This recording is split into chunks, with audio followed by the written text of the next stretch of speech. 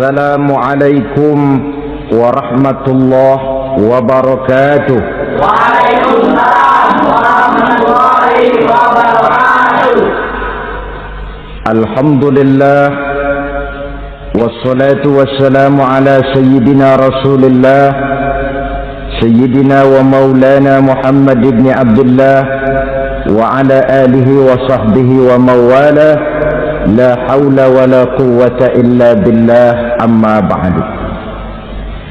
Bapak-bapak, ibu-ibu, saudara-saudara kaum muslimin rahimakumullah. Hakikat orang pada saat menghadapi mati itu kan berbeda-beda. Ada yang matinya itu gampang sekali, persis orang tidur saja, tidak nampak gelisah, tidak bikin susah yang hidup, tidak gelimpangan di tempat tidur, persis seperti orang mau tidur saja. Ada yang sulit sekali menghadapi sakaratul maut, gelimpangan di tempat tidur, bikin bingung orang yang nunggu, kadang-kadang seperti kerbau digorok lehernya. Saudara-saudara, sulit menghadapi sakaratul maut. Oleh karena itu Rasulullah sallallahu alaihi wasallam sering beliau itu kalau berdoa membaca Allahumma hawin alayya fi sakaratil maut. Ya Allah, mudahkan saya di dalam menghadapi sakaratul maut.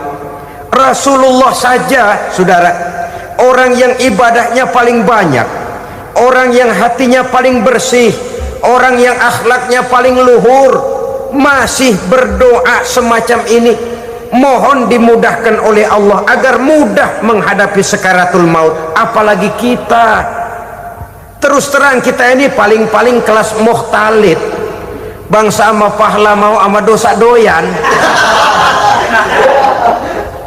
Lebih perlu lagi menghadapi sakaratul maut, sehingga apabila malaikat maut datang menjemput nyawa kita, dimudahkan, jangan dibikin sulit, supaya mudah. Jadilah orang baik-baik.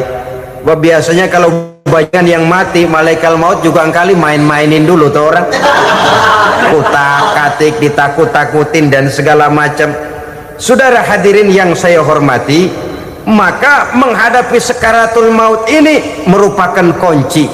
Apakah seseorang bisa husnul khatimah atau bisa su'ul khatimah?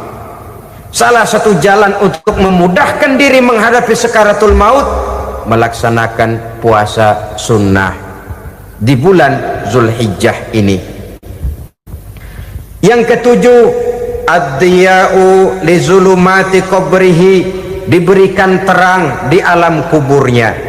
Kubur, saudara tahu, saudara tentu sering lihat orang dimasukkan ke liang lahat, ditutup dengan papan, dinding ari kata kita di kampung, lalu diuruk lagi dengan tanah. Dalamnya liang lahat, gelapnya liang lahat, gelapnya diuruk dengan tanah, gelapnya di dalam kubur, tiga gelap yang menjadi satu. Bapak moyangnya gelap.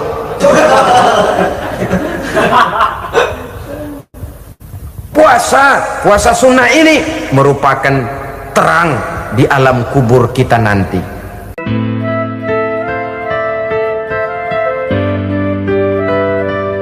Assalamualaikum warahmatullahi wabarakatuh. Alhamdulillahi rabbil alamin, wa bihi nasta'inu ala umurid dunya waddin.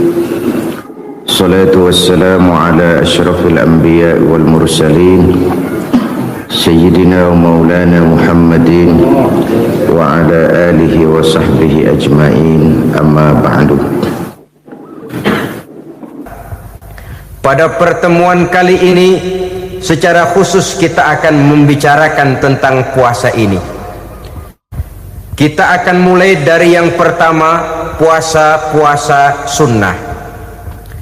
Sebagaimana yang kita maklum, sunnah adalah satu perbuatan yang apabila kita kerjakan berpahala, tapi apabila kita tinggalkan tidak merupakan dosa. Hanya saja ia merupakan barometer dan ukuran daripada orang-orang yang cinta kepada sunnah itu sendiri. Ada banyak jenis puasa-puasa sunnah ini. Yang pertama, puasa sunnah di bulan Muharram. Rasulullah sallallahu alaihi wasallam bersabda, afdalus siyami ba'da Ramadan syahrullahil Muharram wa afdalus salati ba'dal fariḍah salatul lail. Diriwayatkan oleh Muslim dari Abi Hurairah, puasa yang paling utama sesudah puasa Ramadan tidak lain adalah puasa di bulan Muharram, dan solat yang paling afdal sesudah solat yang wajib adalah solat pada sepertiga malam yang akhir. Puasa di bulan Muharram merupakan puasa sunnah dan mempunyai nilai yang sangat besar dalam pandangan Allah Subhanahu wa ta'ala. Buat mereka yang mampu melaksanakan puasa sunnah di bulan Muharram ini, boleh melaksanakannya selama 10 hari. Hari yang pertama boleh juga 3 hari saja, atau setidak-tidaknya 1 hari daripada bulan Muharram. Yang kedua, puasa 10 hari daripada bulan Zulhijjah. Karena bulan Zulhijjah ini memang termasuk bulan yang dimuliakan oleh Allah Subhanahu wa ta'ala. Pertama, di sana ada hari Tarwiyah, ada hari Arafah, ada hari Kurban, ada Talbiyah, ada pelaksanaan haji dengan segala manasiknya. Maka puasa sunnah di bulan Zulhijjah merupakan amalan yang sangat utama dan besar pahalanya dalam pandangan Allah Azza wa Jalla. Sebagian ulama menjelaskan, man shoma hazihil ayyam akramahullahu bi asyri asya'in. Siapa orang yang melaksanakan ibadah puasa sunnah pada hari-hari 10 di bulan Zulhijjah ini, Allah Subhanahu wa ta'ala akan memuliakannya dengan 10 macam perkara. Saudara, ini keuntungannya. Yang pertama, orang yang puasa di hari-hari 10 bulan Zulhijjah diberikan al-barakah fi umrihi, diberikan keberkahan pada umurnya. Setiap kita ingin memperoleh umur yang berkah.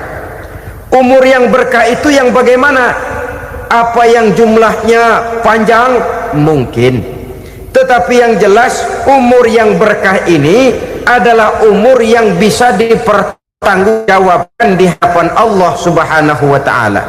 Artinya, umur yang diisi penuh dengan kebajikan, umur yang diisi dengan segala macam kegiatan ibadah, dan umur yang dengan demikian sungguh pun kita sudah mati, jasad terkubur dalam tanah, nama kita akan tetap hidup, dikenal orang oleh karena kebajikan yang kita kerjakan. Saya kira akan lebih merupakan azab ketimbang nikmat kalau orang diberikan umur panjang tapi hanya untuk menumpuk-numpuk dosa saja. Kan lebih baik mana? Umur pendek banyak pahala, umur panjang banyak dosa. Lebih baik mana? Hah? Saya yakin yang paling baik tentu umur panjang banyak pahala. Paling sial umur pendek dosa melulu. Sudah diberikan umur pendek tidak seberapa, dosa berlipat ganda. Itu kalau orang kampung bilang tekor namanya. Rugi. Umur pendek hanya untuk menumpuk-numpuk dosa. Boleh jadi kalau umat-umat zaman dulu, saudara, mereka diberikan umur panjang. Nabi Adam, kita tahu Nabi Adam itu 2000 tahun umurnya. Nabi Nuh 950 tahun. Umatnya ya rata-rata segitu itu. Nah, kalau mereka misalnya punya umur 800 tahun, lalu 200 tahun mereka melakukan dosa, kan masih punya restan 600 tahun untuk taubat. Karena umurnya diberikan jatah panjang. Kita ini oleh Allah Subhanahu wa taala, umat Nabi Muhammad ini umurnya pendek-pendek. Kalau nyontoh Nabi 63 tahun saja. Kalau diberikan 70 tahun umur kita sekarang, itu sudah dapat jatah lebih 7 tahun. Alhamdulillah bahwa Allah memberikan saat-saat, waktu-waktu, tempat-tempat yang punya nilai istimewa, sehingga umur yang pendek ini bisa bernilai panjang, nilai ibadahnya bisa bernilai pahala seperti umat yang berumur panjang dahulu itu. Karena itu manfaatkan umur dengan baik, dan salah satu keberkahan daripada umur akan datang dengan melaksanakan ibadah puasa sunnah. Ini yang pertama. Yang kedua, az-ziyadatu fi malihi, berikan tambahan hartanya, menjadi orang kaya. Kaya apa? Kaya hati setidak-tidaknya. Karena dengan tekun dan rajin melaksanakan ibadah puasa, yang segera tertanam dalam jiwa seseorang merasakan cukup di dalam kehidupan. Itulah dia orang yang paling kaya, orang yang hidupnya paling cukup. Kalau orang sudah merasa cukup dalam hidupnya, maka itulah dia orang yang kaya. Saudara-saudara kaum muslimin rahimakumullah, puasa sunnah memberikan tambahan harta, usahanya berkembang, dengan demikian membawa keberkahan, hartanya makin bertambah, akan menunjang ibadahnya kepada Allah, lebih memantapkan dan membawa ketenangan dalam hidupnya. Itu termasuk berkahnya melaksanakan puasa sunnah itu. Yang ketiga, al-hifzu fi iyalihi, diberikan penjagaan, perlindungan terhadap keluarganya, anaknya sehat, sanak famili dan handai tolannya terjaga dan terpelihara dari segala malapetaka, dari segala mara bahaya, kesehatannya terjamin dan terpelihara. Itu sudah merupakan modal yang sangat besar di dalam kita mengarungi kehidupan. Sebab rasanya sulit untuk bahagia, duit kita banyak sekali, usaha kita selalu mendatangkan untung yang berlipat ganda. Tapi sebentar-sebentar anak kita sakit, yang ampek, yang korengan, yang kena musibah, ndak karu-karuan sakit, berobat sampai jutaan rupiah. Itu kan sudah tidak membawa kebahagiaan. Uang masuk yang begitu banyak jumlahnya, habis akhirnya untuk berobat saja. Sebenarnya hitung-hitung ya seri-seri juga. Usaha berhasil, duit banyak, habis untuk berobat. Lah sama juga saudara-saudara. Jadi dengan demikian, biar duit kita banyak, asal keluarga pada sehat saja, udah enak bener itu. Duit banyak, ekonomi cukup, keluarga sehat, nikmat rasanya menjalani kehidupan ini. Yang kiamat sudah duit kagak barang seperak, keluarga ampek semua. Kiamat sudah. Saudara hadirin yang saya hormati, jadi yang ketiga, Allah memberikan pemeliharaan terhadap keluarganya. Satu kali orang dipelihara Allah, tidak satu kekuatan pun yang bisa mencelakakan. Satu kali orang disengsarakan Allah, tidak satu tenaga pun yang mampu menyelamatkannya. Itulah sebabnya perlindungan Allah, pemeliharaan Allah terhadap diri dan keluarga sangat kita perlukan di dalam kehidupan ini. Dengan melaksanakan ibadah puasa, kita mendekatkan diri kepada Allah. Dengan dekat kepada Allah, maka Allah pun dekat kepada kita. Sehingga dalam hadis qudsi dikatakan, ta'arraf ilallahi firraha ya'rifka fi syiddah. Ingatlah kepada Allah di waktu kamu senang, agar Allah ingat kepada kamu di waktu kamu susah. Yang kita laksanakan kadang-kadang sebaliknya. Waktu susah kita ingat Allah, waktu senang kita lupa Allah. Akhirnya nanti pada waktu kita melarat, kebelangsak, susah dan sebagainya, pertolongan tidak akan datang kepada kita. Benar, ta'arraf ilallah firraha ya'rifka fi syiddah. Ingatlah kepada Allah di waktu kamu susah, ingatlah kepada Allah di waktu kamu senang, agar Allah ingat kepadamu di waktu kamu mendapat kesusahan. Umumnya watak manusia memang kalau sudah dapat susah ingat kepada Allah, waktu duduk, waktu berbaring, sambil tidur, dalam segala keadaan Allah disebutnya, Allah dimintakan pertolongannya. Tapi dikala dia berada pada posisi di atas angin, merasa senang, bahagia, Allah terlupakan. Saudara-saudara kaum muslimin, itu yang ketiga. Yang keempat, at-takfiru li sayyiatihi. Orang yang melaksanakan puasa sunnah itu diampuni segala dosa dan kesalahan yang telah dilakukannya. Dan yang kelima, at-tad'ifu li hasanatihi, diberikan balasan yang berlipat ganda dari segala kebaikan yang dikerjakannya. 1 berbalas 7, 7 bisa berbalas 10, 10 masih berbalas 100, masih ditambah dengan wallahu yudha'ifu liman yasha. Allah melipat gandakan pahala orang-orang yang dikehendakinya. Maka carilah satu kebaikan yang apabila kita kerjakan, dosa akan dihapus dan nilai pahalanya menjadi berlipat ganda. 1 kali kita bekerja, 2-3 pulau bisa kita raih dan kita jangkau. Yang keenam, orang yang melaksanakan puasa sunnah di bulan Zulhijjah, at-tashil li sakarati mautihi, diberikan kemudahan pada saat menghadapi sakaratul maut. Maut a mysterious problem.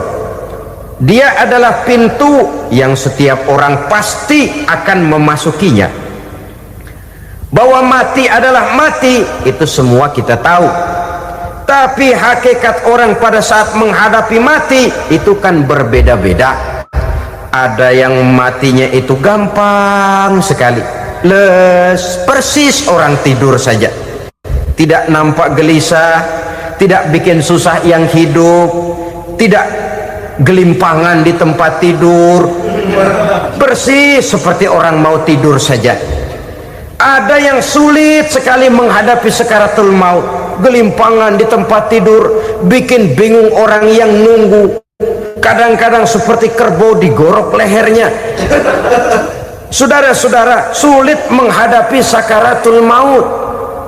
Oleh karena itu Rasulullah sallallahu alaihi wasallam sering beliau itu kalau berdoa membaca Allahumma hawin alayya fi sakaratil maut. Ya Allah, mudahkan saya di dalam menghadapi sakaratul maut. Rasulullah saja, saudara, orang yang ibadahnya paling banyak, orang yang hatinya paling bersih, orang yang akhlaknya paling luhur, masih berdoa semacam ini, mohon dimudahkan oleh Allah agar mudah menghadapi sakaratul maut. Apalagi kita, terus terang kita ini paling-paling kelas muhtalid, bangsa sama pahala mau sama dosa doyan. Lebih perlu lagi menghadapi sakaratul maut, sehingga apabila malaikat maut datang menjemput nyawa kita, dimudahkan, jangan dibikin sulit, supaya mudah. Jadilah orang baik-baik. Biasanya kalau banyak yang mati, malaikat maut juga kali main-mainin dulu tuh orang, utak-atik, ditakut-takutin dan segala macam. Saudara hadirin yang saya hormati, maka menghadapi sakaratul maut ini merupakan kunci. Apakah seseorang bisa husnul khatimah atau bisa su'ul khatimah?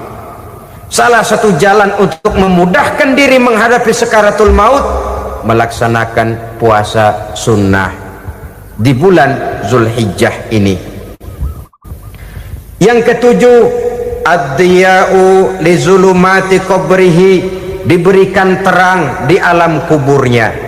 Kubur, saudara tahu, saudara tentu sering lihat orang dimasukkan ke liang lahat, ditutup dengan papan, dinding ari kata kita di kampung, lalu diuruk lagi dengan tanah. Dalamnya liang lahat, gelapnya liang lahat, gelapnya diuruk dengan tanah, gelapnya di dalam kubur, 3 gelap yang menjadi satu. Bapak moyangnya gelap.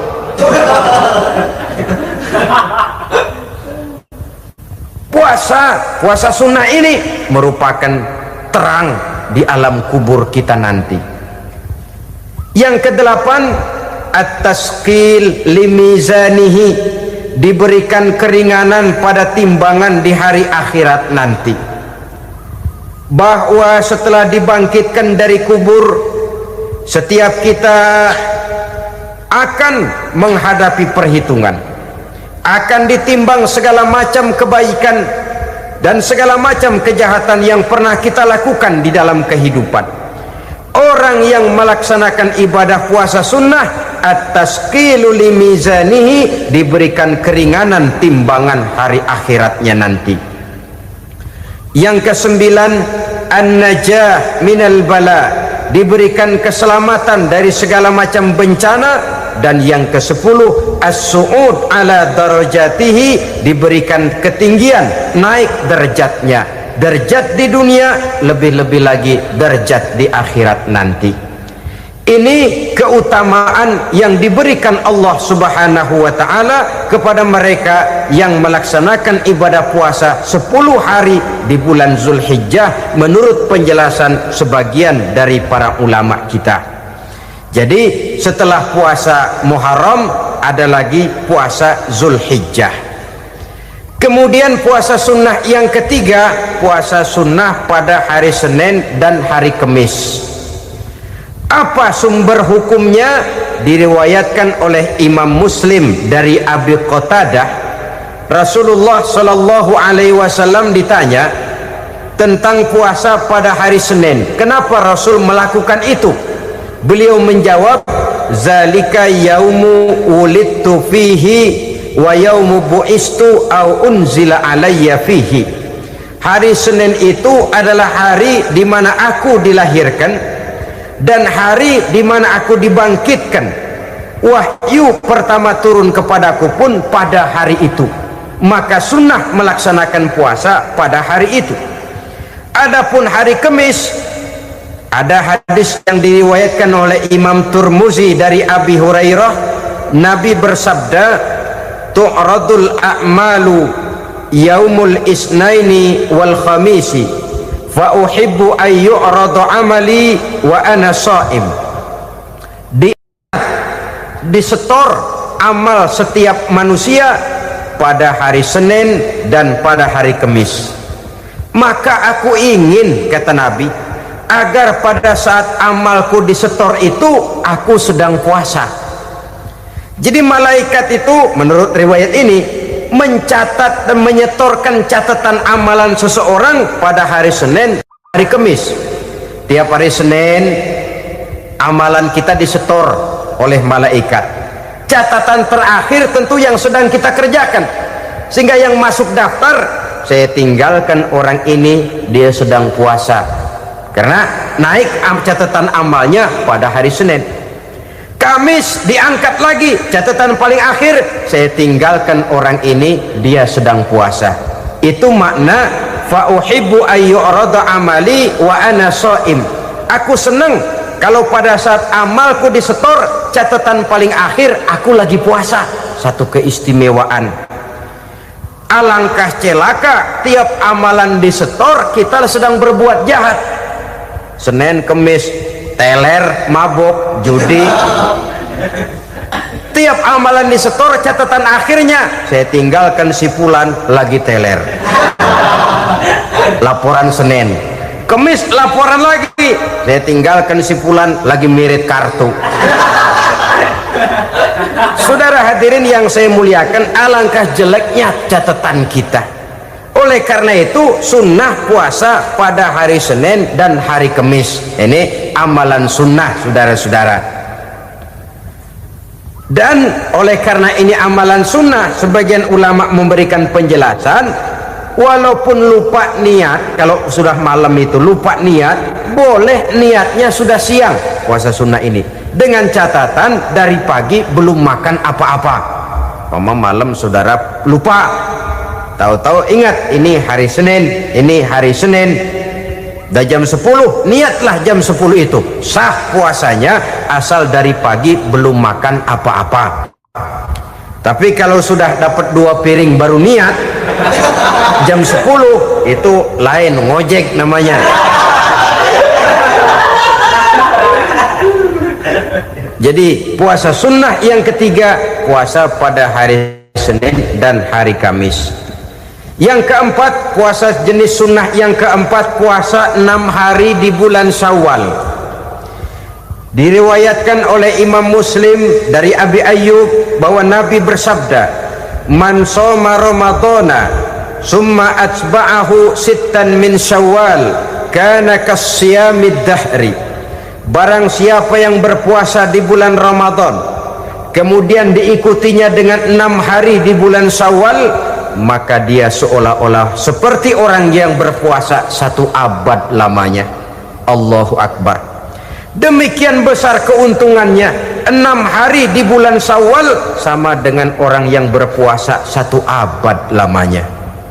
Ini fadailul a'mal, saudara-saudara. Jangan diartikan karena menang sudah puasa 6 hari bulan Syawal, Ramadan tahun depannya lantas nggak puasa. Kenapa? Ukurannya sudah 1 abad. Bukan itu pengertiannya. Ini mendorong orang memberikan ganjaran pahala yang sedemikian besar. 6 hari setelah Ramadan, artinya di bulan Syawal. Tidak pada hari pertama Syawal karena haram hukumnya berpuasa pada hari fitri itu. 6 hari di bulan Syawal. Tinggal lihat yang mampunya saja. Boleh berurutan, boleh tidak berselang-seling, boleh, asal saja jumlahnya 6 hari selama masih bulan Syawal itu. Hari ini 3 hari lagi, 4 hari lagi, diselang-seling atau berurutan, itu juga lebih baik. Puasa sunnah 6 hari daripada bulan Syawal. Kemudian yang kelima, puasa sunnah 3 hari pada setiap bulan. 3 hari pada setiap bulan. Diriwayatkan oleh Imam Bukhari dan Muslim dari Abi Hurairah.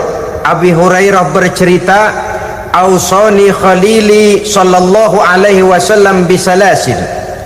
Kekasih saya Rasulullah berwasiat kepada saya, memesankan benar-benar kepada saya untuk melaksanakan 3 amalan yang terpuji. Pertama, siyamu salasati ayyamin min kulli syahrin. Puasa 3 hari dalam setiap bulan. Ini wasiat yang pertama. 3 hari pada setiap bulan. Tidak peduli bulan apa saja. Dalam artian ya bulan menurut perhitungan Islam ya, Muharram, Safar, Rabiul Awal, Rabiul Tsani, Jumadal Ula, Jumadil Akhir, Rajab, Sya'ban, Ramadan, Syawal, Zulqa'dah, Zulhijjah dan selanjutnya. 3 hari pada setiap bulan. Tanggalnya tanggal berapa saja, lebih utama pada yang disebut Yaumul Bid, yaitu hari-hari di mana bulan menunjukkan purnama. Tanggal 13, tanggal 14 dan tanggal 15 pada setiap bulannya itu disunahkan melaksanakan puasa. Itu wasiat pertama, puasa 3 hari pada setiap bulan. Wasiat yang kedua, warok'atai duha, melaksanakan sholat duha sekurang-kurangnya 2 rakaat. Itu wasiat yang dipesankan benar kepada saya, kata Abi Hurairah. Pertama, puasa 3 hari pada setiap bulan. Yang kedua, usahakan jangan meninggalkan 2 rakaat minimal daripada sembahyang duha. Kita tahu sembahyang duha itu sembahyang sunnah di waktu pagi seketika matahari naik sepenggalahan. Sekurang-kurangnya 2 rakaat, sebanyak-banyaknya 8 rakaat. Di antara fadilah atau keutamaan daripada sholat duha ini yaitu menyangkut masalah rezeki dan usaha. Kemudian wasiat yang ketiga, wa an utira qabla an anama. Beliau sangat berwasiat kepada saya untuk sholat witir sebelum tidur. Artinya sholat malam sebagai amalan sunnah di dalam kehidupan kita.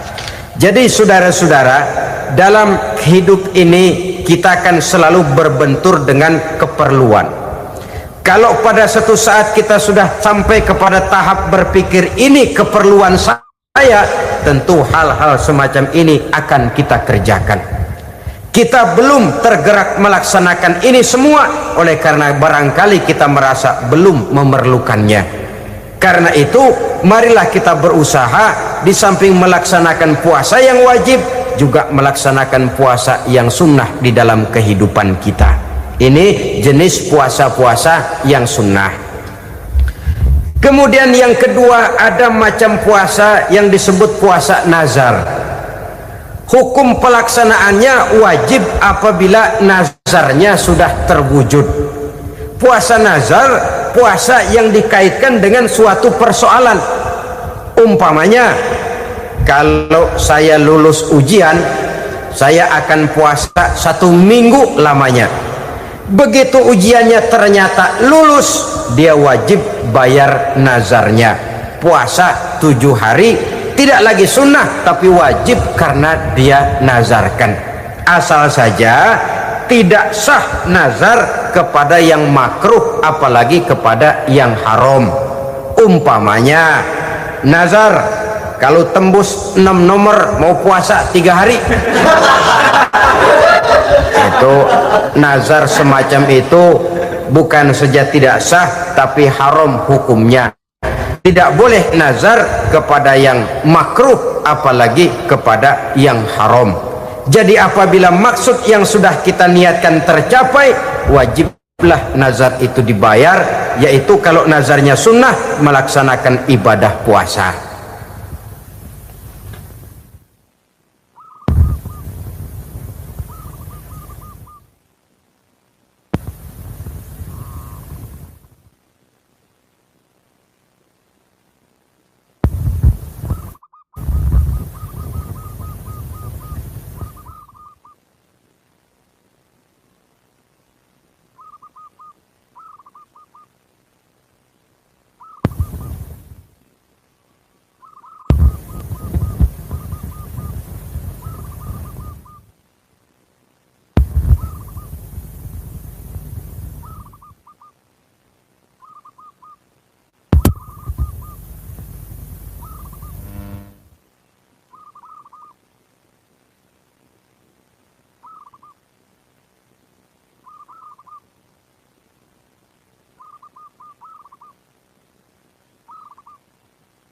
Saudara-saudara kaum muslimin rahimakumullah, jenis puasa yang ketiga kita kenal dengan puasa wajib, dan ini kita laksanakan pada bulan suci Ramadan.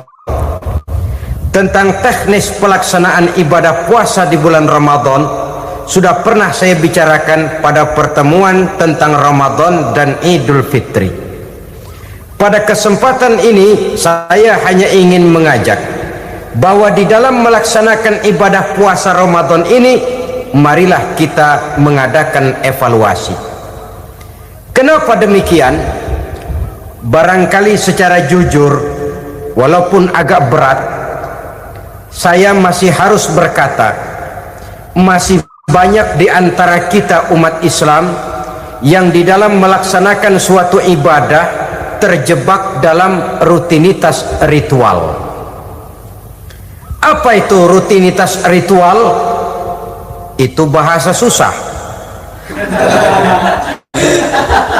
Berhubung saya tidak ingin bicara yang susah-susah, kita bicara yang mudah-mudah saja.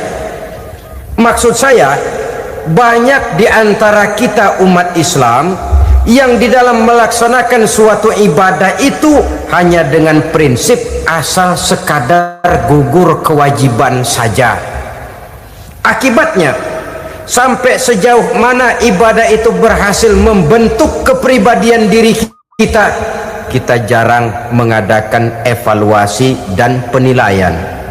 Salat yang penting gugur kewajiban, puasa yang penting sudah gugur kewajiban, haji yang penting sudah gugur kewajiban. Maka jangan heran kalau itu yang jadi prinsip, ibadah lantas tidak punya dampak dalam membentuk kepribadian diri. Banyak orang yang rajin sholat tapi munkarnya jalan terus. Sampai kadang-kadang kita bingung, yang sembahyang dia, yang nyolong dia. Puasanya kelihatannya tekun, tapi tidak punya kepekaan sosial.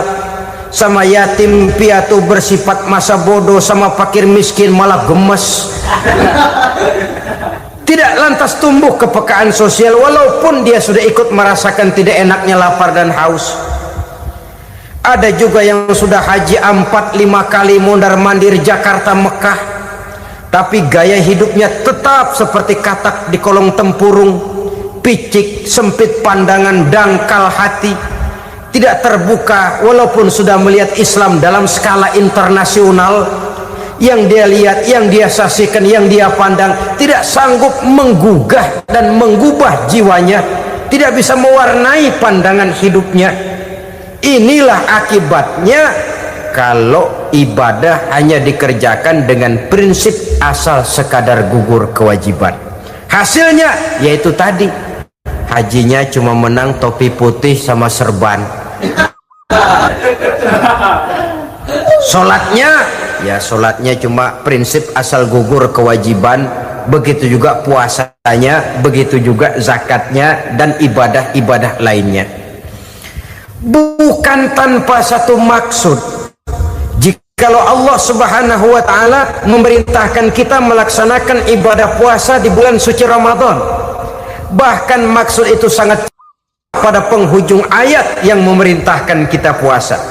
Ya ayyuhalladzina amanu kutiba alaikumus syiyam kama kutiba alal ladzina min qablikum la'allakum tattaqun.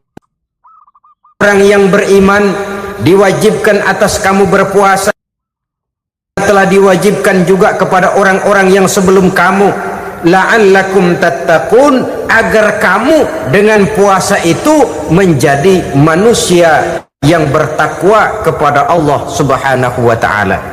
Dengan kata lain, berhasil atau tidak puasa Ramadan kita ini akan nampak takwa kita meningkat atau tidak setelah kita melaksanakan ibadah puasa.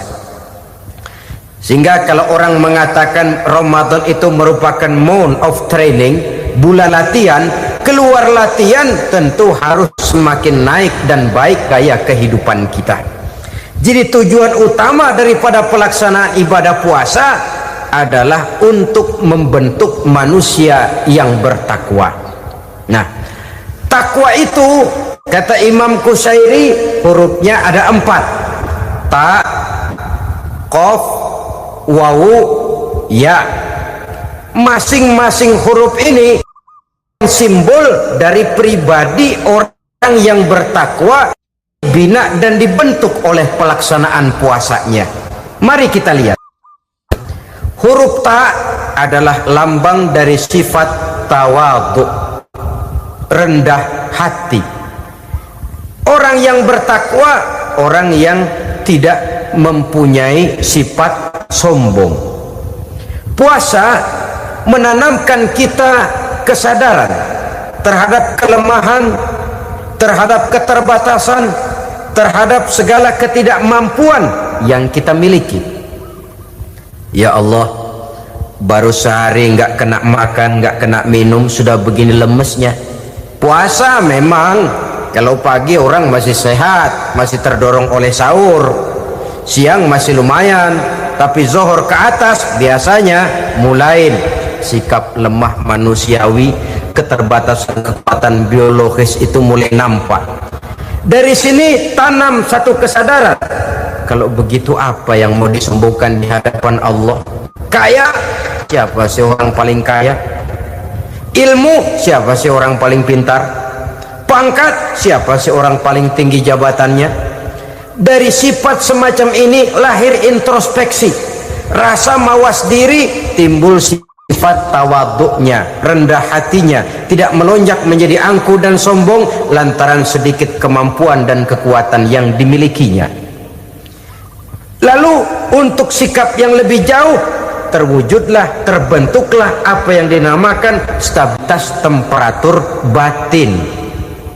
Orang tetap konstan menjaga nilai-nilai idealisme yang pernah dimilikinya.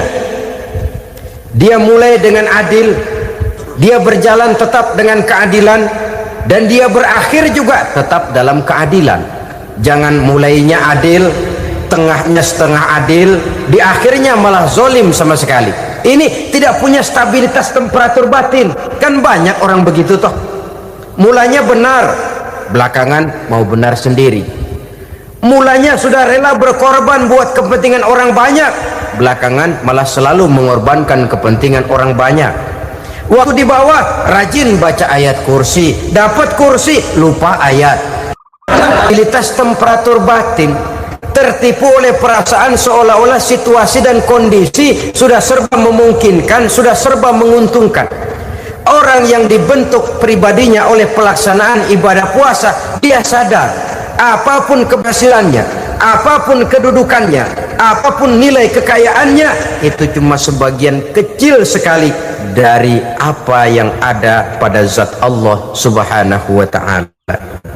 Hati tidak takabur, sesuai dengan namanya takabur dari kalimat takabbaro ya takabbaru, membesar-besarkan diri. Orang yang suka membesar-besarkan diri, orang yang tidak yakin bahwa dirinya orang besar, lalu dibesar-besarkan dirinya. Sebenarnya itu sudah satu sikap di mana dia tidak percaya kepada diri sendiri.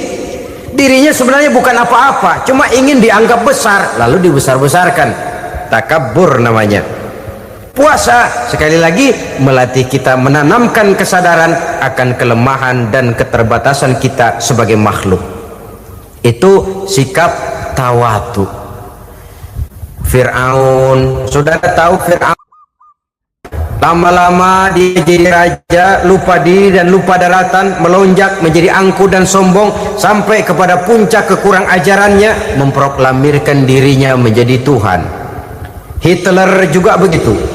Pendeknya, orang manakala tidak ada kesadaran tentang dari mana segalanya berasal dan kemana segalanya akan kembali, dia mudah out of control.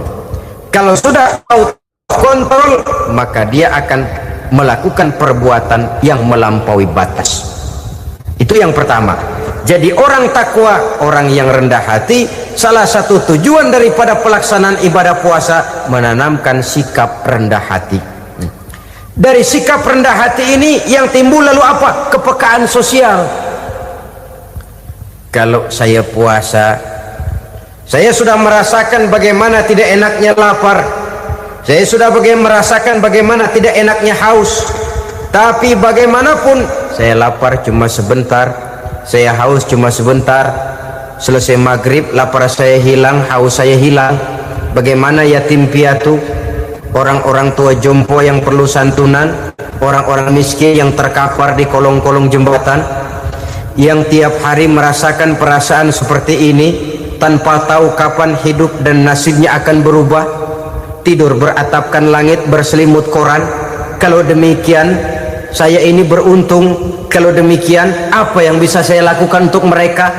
Kepekaan sosial ini lalu timbul dalam apa yang orang sekarang namakan solidaritas kesetiakawanan sosial. Hidup tidak hanya untuk kepentingan diri dan perutnya sendiri saja, tapi mau menolong, mau membantu orang yang memang memerlukan bantuan dan pertolongan itu sendiri. Jangan setelah tahu lapar tidak enak, haus tidak enak, tapi kita tidak mau tenggang rasa, tidak mau timbang rasa. Begini loh tidak enaknya lapar, begini loh tidak enaknya haus. Ini terjadi pada diri saya masih mampu, masih berbuka puasa. Bagaimana yang tiap hari merasakan seperti ini? Tidak Ramadan, tidak Syawal, tidak Zulqa'dah, tidak Zulhijjah, selalu kelaparan dan kehausan. Dari sana timbul kepekaan sosial. Lalu lahirlah sikap pemurah, dermawan, mau menoleh ke kiri dan ke kanan. Bahkan Al-Quran itu sampai mengancam betul. Ara'aita allazi yukadzibu bid-din fadzalika allazi yad'ul yatim wa la mendustakan agama. Islam mendustakan Islam. Salat dia tapi mendustakan salat. Puasa dia tapi mendustakan puasa. Siapa mereka itu? Fadzalikal ladzi yad'ul yatim, merekalah orang-orang yang meninggalkan anak-anak yatim. Wa la yahuddu ala ta'amil miskin, dan tidak pernah memberi pertolongan, tidak memerintahkan memberi makan kepada fakir miskin, walaupun dia berada pada posisi dan kondisi yang memang dia mampu. Nah, kalau dia tidak mampu itu lain soal. Dia mampu, dia tahu, dan dia diam saja, itu termasuk yukadzibu biddin, orang-orang yang mendustakan agama. Berlindung kita kepada Allah, jangan sampai termasuk ke dalam kelompok itu. Yang kedua, saudara, huruf takwa itu qaf. Qaf adalah lambang dari sifat qanaah. Qanaah artinya merasa cukup. Puasa melatih kita untuk bersikap cukup dalam hidup. Kalau kita perturutkan menjelang saat berbuka, menunggu waktu berbuka, istilah orang di Jawa Barat ngabuburit katanya, kita menunggu saat berbuka, segalanya saja ingin kita beli, segalanya saja ingin kita minum, semuanya saja ingin kita makan, sebab nafsu sudah begitu berupa, perut sudah sedemikian lapar, kerongkong sudah sedemikian haus, rasanya semuanya saja ingin kita telan. Tapi tahukah kita bahwa setelah maghrib berbunyi, berapa banyak yang kita makan, berapa banyak yang kita minum? Sesuaikah dengan keinginan kita tadi siang? Tadi siang semuanya ingin kita makan, tadi siang semuanya ingin kita minum.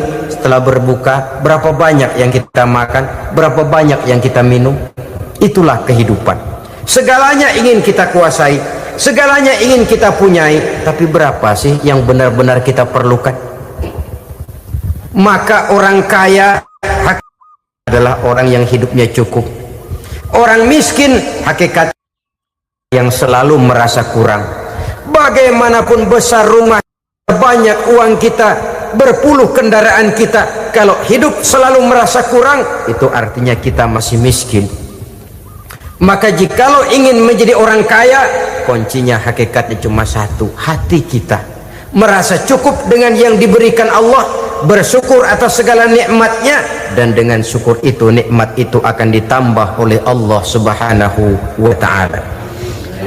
Puasa menimbulkan sifat qanaah, dan qanaah adalah watak daripada orang-orang yang bertakwa kepada Allah Subhanahu wa ta'ala. Persis seperti orang minum air laut, makin diminum makin haus, makin diminum makin kering tenggorokan. Begitulah orang berhadapan dengan materi. Tadinya dia akan senang kalau dia merasa punya tanah ratusan hektar. Sudah ratusan hektar tidak cukup, ngelamun lagi, alangkah nikmatnya kalau bisa beli gunung. Gunung dibeli, sudah punya gunung, lihat laut, aduh kalau laut juga bisa dibeli, beli lagi laut. Sudah punya laut, lihat ke atas, langit ada yang jual apa enggak ya?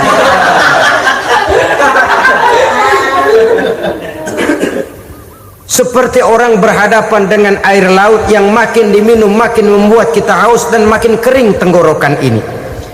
Maka itu harus dihentikan. Sikap untuk menghentikan itu tidak lain adalah dengan sifat qanaah itu tadi, merasa cukup dengan apa yang diberikan Allah, mensyukuri nikmatnya.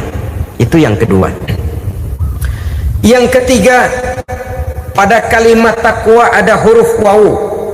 Wawu adalah simbol dari sifat wara dengan ain. Wara, orang yang terpelihara dirinya baik dari yang syubhat, lebih-lebih dari yang haram. Syubhat, saudara tahu, barang yang remeng-remeng, tapi sungguh pun remeng-remeng, kira-kira prosentasenya 70-30, 70% haram, 30% kemungkinan halalnya. Maka yang syubhat lebih baik dijauhi daripada diambil. Orang yang punya kepribadian wara, dirinya terpelihara, jangankan dari yang haram, dari yang syubhat saja dia sanggup menjaga dan memelihara dirinya. Oleh karena itu saya heran, Kalau orang di bulan Ramadan dia sanggup menjaga diri di waktu siang dari jenis makanan yang halal, dari jenis minuman yang haram. Ada tahu nganggur di meja siang, enggak dia makan. Ada air teh nganggur di meja siang, enggak dia makan. Padahal itu jenis makanan dan minuman yang halal. Tapi ketika datang maghrib, dia berbuka dengan makanan yang dibeli dari uang yang dihasilkan dengan cara yang haram. Bukankah itu sesuatu yang terbalik?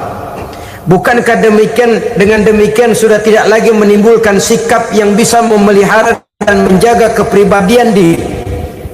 Orang yang membiasakan diri terpelihara dari yang syubhat apalagi yang haram, maka baik yang dipakainya, yang diminumnya, yang dimakannya terdirilah dari barang-barang yang baik yang dihalalkan oleh agama.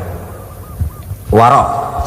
Kemudian yang keempat, pada huruf kalimat takwa ada huruf yakin. Huruf ya simbol dari sifat yakin. Orang yang puasa dibentuk kepribadiannya mempunyai satu keyakinan yang tangguh, dan keyakinan adalah ciri daripada orang yang takwa. Kita lihat yang dipanggil melaksanakan ibadah puasa ini kan iman.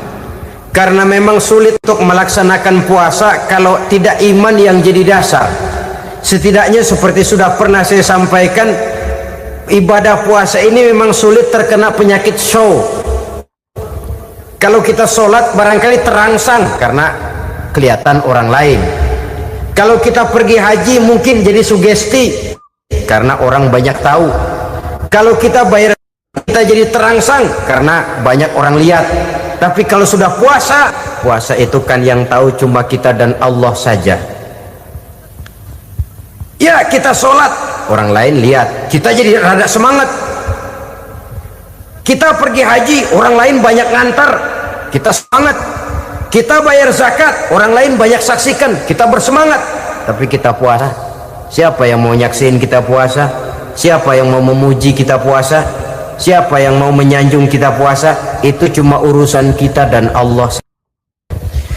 Oleh karenanya dasar daripada pelaksanaan ibadah yang haus mencekik tenggorokan segalanya jadi nikmatan. Tidak ada kerja yang lebih indah selain kerja yang didasarkan kepada satu keyakinan bahwa yang kita kerjakan itu adalah sesuatu yang benar. Dalam hal ini sesuatu yang diperintahkan oleh Allah Subhanahu wa taala kepada kita. Saudara-saudara kaum muslimin rahimakumullah. Demikianlah titik evaluasi kita.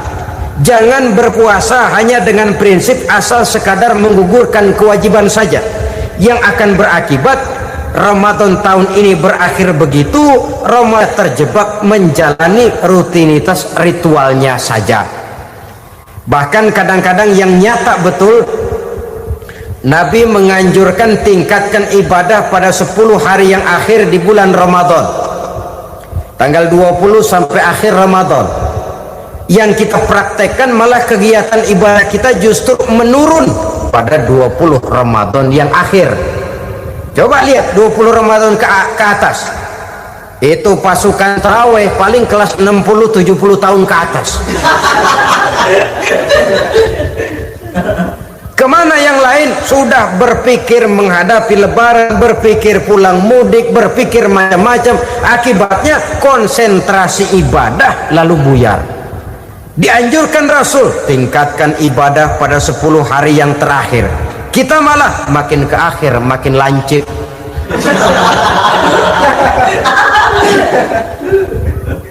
Saudara-saudara kaum muslimin rahimakumullah, kita terjebak oleh sesuatu yang sementara, oleh sesuatu yang bersifat kulit, lalu meninggalkan isinya. Padahal jikalau kita tidak mengisi Ramadan dengan kegiatan ibadah, berarti kita tidak keluar dari Ramadan dengan jiwa yang baru yang sudah ditempa oleh pengalaman ibadah di bulan Ramadan. Artinya kita tidak kembali kepada fitrah, kesucian seperti saat kita dilahirkan. Lalu kalau kita tidak kembali kepada fitrah, apa yang mau kita rayakan pada Idul Fitri itu? Di mana letak kegembiraan kita? Di mana letak kebahagiaan hati? Kembalikah kita kepada fitrah? Tidak. Benarkah puasa yang kita kerjakan? Kelihatannya juga tidak. Adakah dampak dari pelaksanaan ibadah dalam pribadi kita? Tidak. Kadang-kadang Ramadan selesai malah teriak merdeka.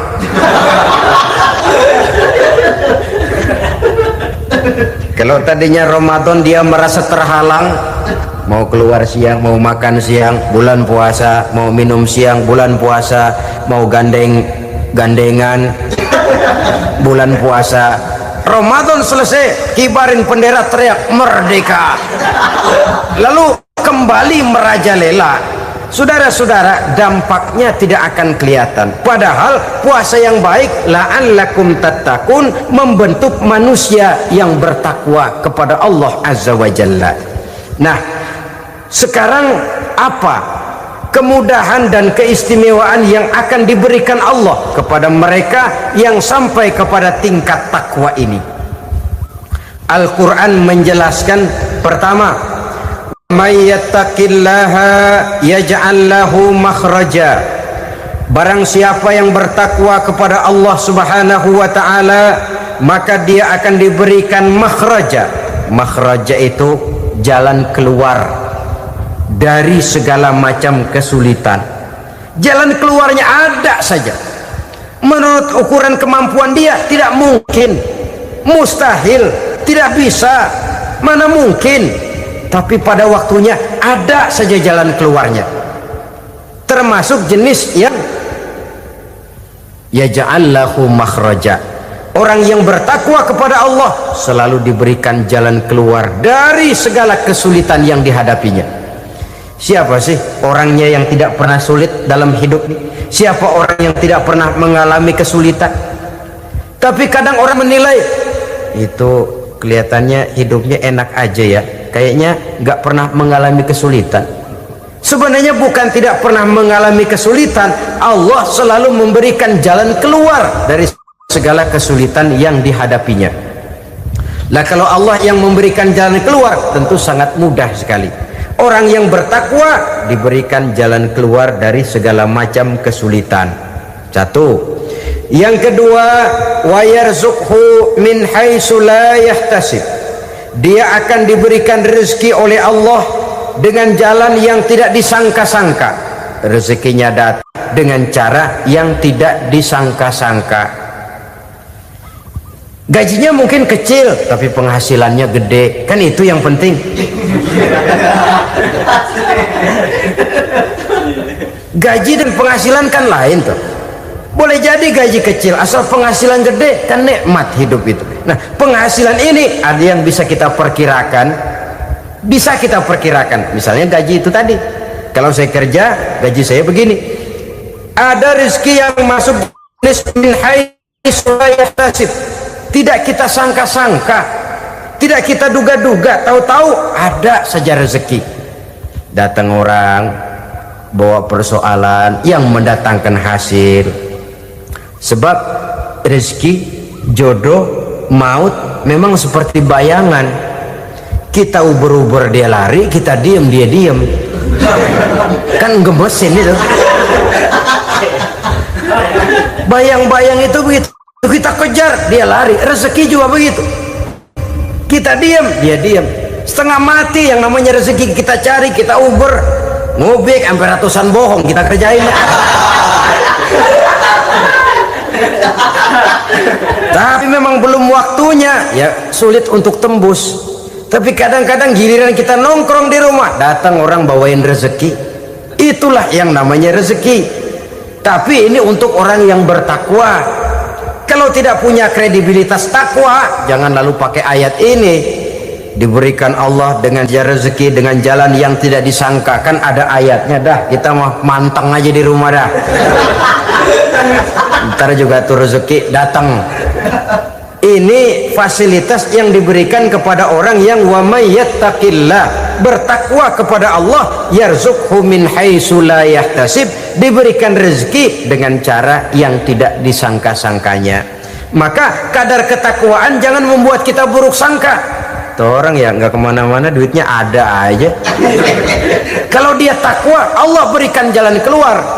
yang lantas ngelihat kiai orangnya ahli ibadah, ilmunya tinggi, akhlaknya luar biasa, takwanya tinggi, rezekinya lancar, lalu husnuzon nih kiai nggak kemana-mana, duitnya banyak, miara tuyul kali ini.